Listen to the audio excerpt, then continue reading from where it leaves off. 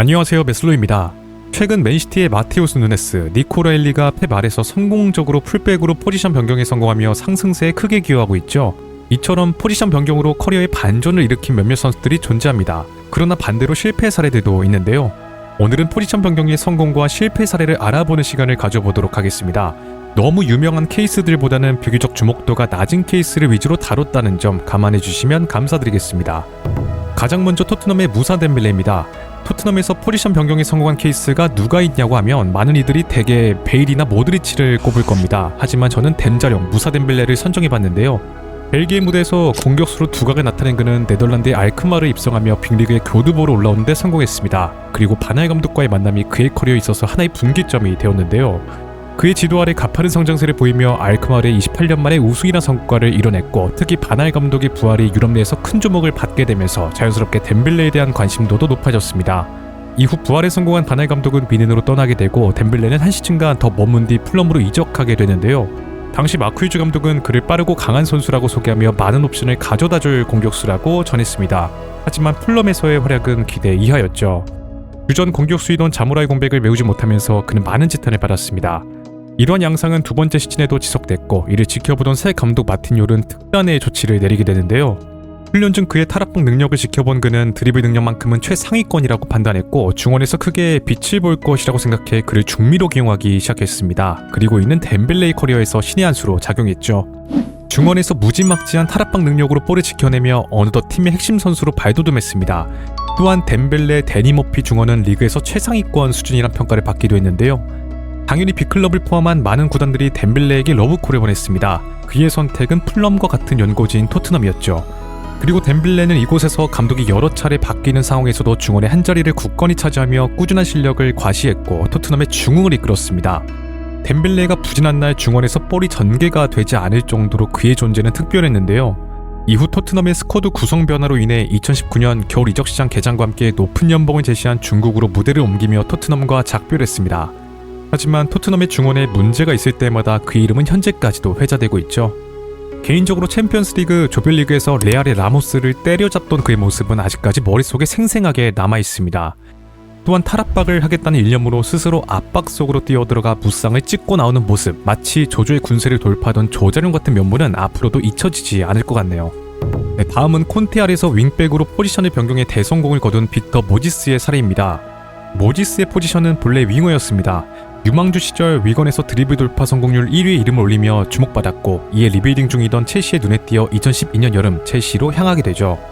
당시 감독이던 디마테오의 픽이었던 만큼 중용받을 것으로 기대되었지만, 기대 이하의 퍼포먼스와 디마테오의 경질이란 악재가 겹치면서 빠르게 전력외로 분류되었습니다. 이 무렵 윌리안의 영입에 실패한 리버풀이 대치자로 그를 임대 영입하면서 스터리치와 같이 첼시 출신의 성공 케이스가 되길 바랬는데요. 그러나 이곳에서도 기대 이하의 모습으로 완전히 적에는 실패했습니다.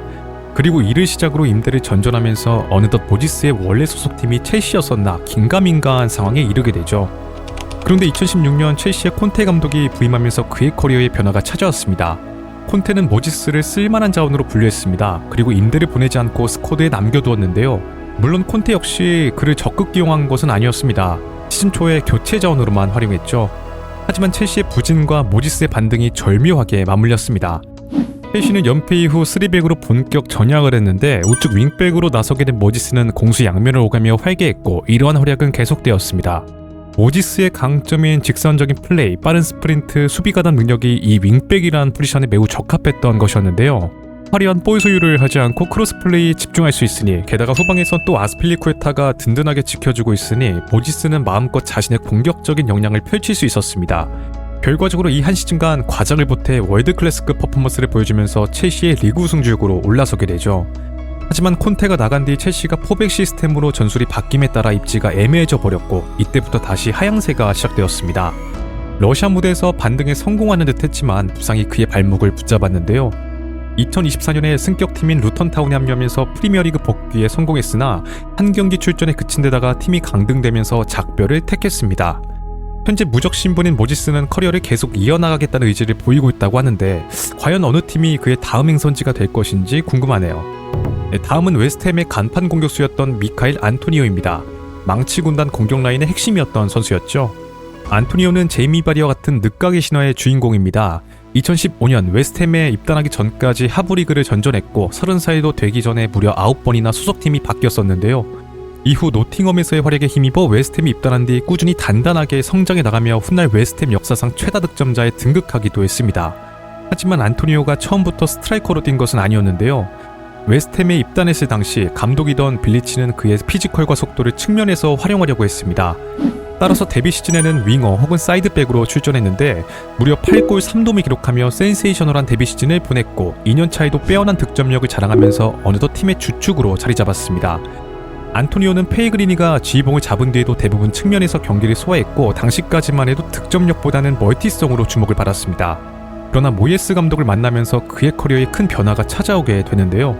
모예스는 안토니오의 당당한 체구와 빠른 돌파 능력이 최전방에서 충분히 통할 것이라고 생각해 그를 스트라이커로 기용하기 시작했습니다.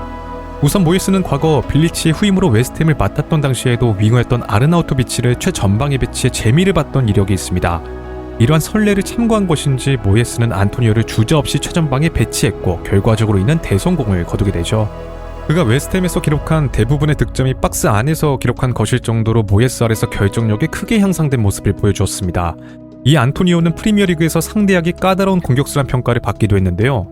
또한 측면 자원 출신답게 왕성한 활동량을 바탕으로 한 적극적인 수비가담, 이타성까지 보여주면서 어느덧 웨스트햄에게는 없어선 안 될 자원으로 올라섰습니다. 이후엔 앞서 언급한 웨스트햄의 최다 득점자에 등극하면서 구단의 레전드 반열에 올라서게 되죠. 그런데 최근 안타까운 소식이 전해졌죠. 2024년 12월 악천후로 인한 심각한 교통사고를 당해 하체 4군데나 골절되는 부상을 입은 것입니다. 천만다행히 생명에는 지장이 없었지만 선수 커리어를 이어나가는 데 깊은 고민을 할 수밖에 없었는데요. 웨스트햄은 그와의 계약이 종료되었음에도 불구하고 그를 팀에 남겨 물심양면 지원했습니다. 그러나 결과적으로는 재계약엔 실패했죠. 현재 회복에 성공한 안토니오는 30대 중반의 나이지만 커리어를 이어나가겠다는 강력한 의지를 피력하고 있습니다. 최근 레스터시티의 훈련장에서 모습을 보였다고 하는데 과연 그가 커리어를 이어나갈 수 있을지 지켜보면 좋을 것 같습니다. 다음은 뉴캐슬에서 기마랑이스, 토날리와 함께 중원을 책임지고 있는 조엘링톤입니다. 뉴캐슬이 자랑하는 강력한 중원이죠. 사실 조엘링톤은 뉴캐슬에 영입될 때만 해도 살로몬 론돈의 대체자, 즉 스트라이커로 영입된 선수였습니다. 635억 원이란 거금이 들여 데려온 만큼 큰 기대를 걸었지만 스트라이커로서는 부진한 모습을 보여줬는데요. 따라서 팬들에게 먹튀라며 많은 비판을 받았습니다. 그런데 사실 이는 그의 기용법에 문제가 있었습니다. 조엘링턴은 이전 팀인 호펜하임에선 투톱이나 원톱 체제에선 공미 혹은 측면에 기용되던 선수였습니다. 즉 골스코어로보다는 다른 공격수들과의 연기를 통해 찬스를 만들어내는 창의적인 공격수 유형이었는데요. 어쩌면 체격이 큰 피르미누와도 같았다고 할 수 있었습니다. 하지만 뉴캐슬의 스티브 브루스 감독은 그를 오로지 론돈의 대체자로서 그의 큰 체격을 활용하는 타겟터로 기용했죠. 게다가 브루스는 수비적인 전술을 구사했기 때문에 조엘링턴이 홀로 전방에 남겨지는 경우가 많아 고립되는 장면이 많이 보였습니다. 그런데 뉴캐슬이 사우디 자본에게 인수된 뒤 에디아우가 새 감독으로 오면서 그에게 큰 변화가 찾아왔는데요. 에디아우는 최전방에서 수명을 다했다고 평가받던 그를 내치기보다는 중앙 미드필더로 한 칸 내려 활용하기 시작했습니다. 그리고 앞서 언급한 그의 창의적인 면모나 전투적인 면모, 체격적인 우위가 중원에서 빛을 보기 시작했죠. 그러면서 그의 주가가 올라가기 시작했고 브라질 대표팀에도 발탁되는 영광을 안았습니다. 조엘링톤은 현재 기마랑이스 토날리와 함께 중원을 꾸려 뉴캐슬의 핵심 선수로 활약하고 있습니다. 이들과 함께 뉴캐슬의 챔피언스리그 진출 및 카라바오컵 우승을 이끌며 중흥을 주도하고 있죠. 개인적으로 뉴캐슬 중원의 무게감은 근래 최고 수준이 아닐까 싶습니다. 과연 이들이 뉴캐슬의 상승세를 어디까지 이끌 수 있을지 지켜보면 좋을 것 같네요. 다음은 수미로 포변에 성공한 드와이트 요크입니다. 앤디 콜과 환상적인 파트너십을 구축해 맨유의 트래블을 이끈 주역이었죠. 한때 잉글랜드에서 가장 위협적인 골잡이란 평가를 받았었는데 이런 그가 말년에 수미로 포지션을 변경했다. 굉장히 놀라운 사건입니다. 우선 요크는 2002년 블랙번으로 이적하면서 맨유와 작별을 택했습니다. 이후엔 호주의 시드니로 이적하며 말년을 보냈는데요. 이 무렵 트리니다드 토바고 대표팀에서 조국의 월드컵 본선 진출을 위해 수미로 포지션을 변경하게 되고 소속팀인 시드니에서도 수미로 뛰며 적응하기 시작했습니다. 그리고 그의 헌신에 힘입어 트리니다드 토바고는 무려 11번의 도전 만에 2006 독일 월드컵 본선에 진출하는 데 성공하게 되죠. 요크는 조별리그에서도 수비형 미드필더로 출전해 후방에서 공격을 주도했는데 스웨덴과의 첫 경기에서 최고의 활약으로 무승부를 이끌어내며 무려 맨 오브 더 매치에 선정되는 영광을 안기도 했습니다. 비록 트리니다드 토바고는 월드컵에서 일찍 탈락하고 말았지만 월드컵에서의 활약, 특히 수미로서 큰 무대에서도 가능성을 보여준 점이 그의 커리어 말년의 터닝포인트로 작용했는데요. 바로 맨유 시절의 동료이자 챔피언십의 썬덜랜드 감독으로 새롭게 부임한 로이킨이 그에게 러브콜을 보낸 것입니다. 그렇게 요크는 친구의 부름에 흔쾌히 응하며 잉글랜드 무대로 복귀하게 되죠. 그리고 주전 수미로 경륜과 노련함을 보여주며 썬덜랜드의 승격에 크게 기여했습니다. 프리미어리그로 올라온 이후에도 애투와 탄탄한 허리를 구축해 한수인 상대들의 중원을 장악하는 모습을 보여줬는데요. 하지만 부록의 나이에 가까워짐에 따라 신체적인 노쇠화는 피할 수 없었습니다. 결과적으로 팀의 리빌딩과 함께 2009년 여름 팀을 떠나게 되죠. 자, 그렇다면 그가 수미 자리에서 성공적으로 안착할 수 있었던 이유가 무엇인지 궁금할 수밖에 없죠. 바로 스트라이커 시절부터 그의 가장 큰 장점이었던 경기를 읽는 능력, 그리고 뛰어난 위치 선정 감각 덕분이었습니다. 따라서 공의 다음 움직임을 예측하고 판단하는 것이 상대보다 한 발 더 빨랐다는 분석인데요. 한편으론 이러한 능력이 결국 선수 생활을 오래 하는 데 있어서 굉장히 유용하고 큰 도움이 된다는 점을 요크가 증명한 셈이라고도 할 수 있습니다. 자, 이외에도 다양한 케이스들이 있습니다. 도르트문트에서 주전 수비로 기용되고 있었지만 투엘 감독이 부임한 뒤 바이글 중심으로 중원이 개편되면서 강제로 센터백으로 포지션을 변경할 수밖에 없었던 스벤 벤더의 사례가 존재하는데요. 또한 가레스 베리는 커리어 초창기 사이드 미들필더 혹은 레프트백으로 기용되었지만 마틴 오닐 감독의 조언 아래 중앙으로 포지션을 변경해 수미 자리에서 포텐이 더 만개하면서 잉글랜드 대표팀에도 선발되는 등 커리어 상승세를 타기도 했습니다. 그리고 브라질의 악동인 펠리페 멜로의 경우에도 본 포지션은 수미지만 갈라타사라이로 이적한 후 등번호 10번을 달고 중앙에서 공격적인 능력을 마음껏 보여줬었는데요. 완전히 공미로 포지션을 변경한 것은 아니었으나 파티어 테림 감독 아래서 포백보어 같은 수비적인 임무를 맡는 것이 아니라 전진 압박 및 전방에서 볼을 탈취해 공격에 가담하는 그동안의 역할에 비해서는 공격적인 역할을 맡았었습니다. 공격에 난입해 전선을 끌어올리는 역할을 했다고 정리할 수 있겠네요. 자, 그렇다면 반대인 실패 케이스도 알아봐야겠죠. 우선 앨런 스미스를 꼽을 수 있을 것 같습니다. 리즈 시절 세컨 스트라이커로 두각을 나타낸 그는 잉글랜드를 이끌어갈 공격수로 주목받았습니다. 그런데 이 무렵 리즈가 무분별한 투자로 재정 위기를 맞이하면서 선수들을 팔아치우기 시작했고 결과적으로 전력이 약화된 리즈는 2004년 강등되고 말았습니다. 이때 맨유의 퍼거슨 감독이 망설임 없이 그를 영입했는데요.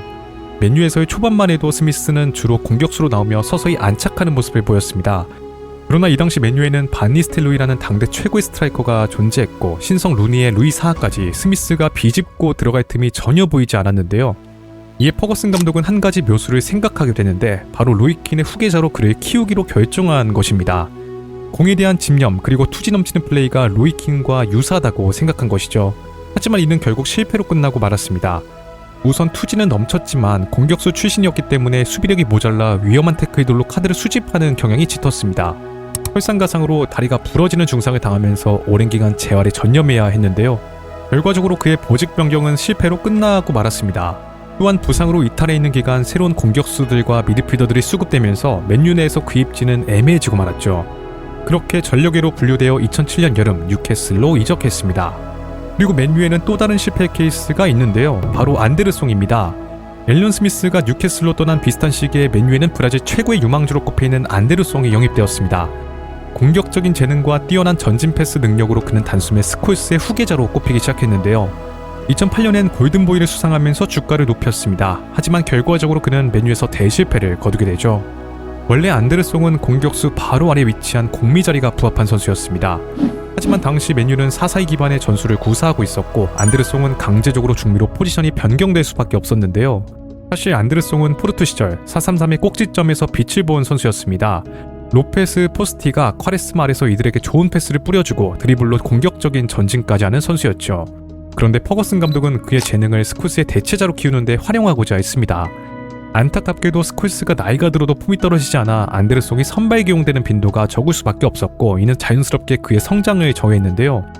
심지어 부상을 당해 이전보다 소극적인 플레이를 하게 되면서 어느 순간 무색무취한 선수가 되어버리고 말았습니다. 공격적인 재능은 온데간데 없이 그저 의욕 넘치는 박투박 미드필더가 되고 말았죠. 브라질 최고의 재능이라고 꼽히던 선수가 포지션 변경 실패, 부상 미흡한 자기관리까지 연이은 악재를 맞이하면서 실패한 것이라고 할 수 있습니다. 자, 이처럼 포지션 변경 성공과 실패 사례를 알아봤습니다. 혹시 여러분들이 알고 계시는 사례들이 있다면 댓글로 마음껏 공유해주시면 감사드리겠습니다. 네, 오늘의 이야기는 여기까지고요. 재밌게 보셨다면 좋아요와 구독을 부탁드리며 다음에는 더 재밌는 컨텐츠로 찾아뵙도록 하겠습니다. 감사합니다.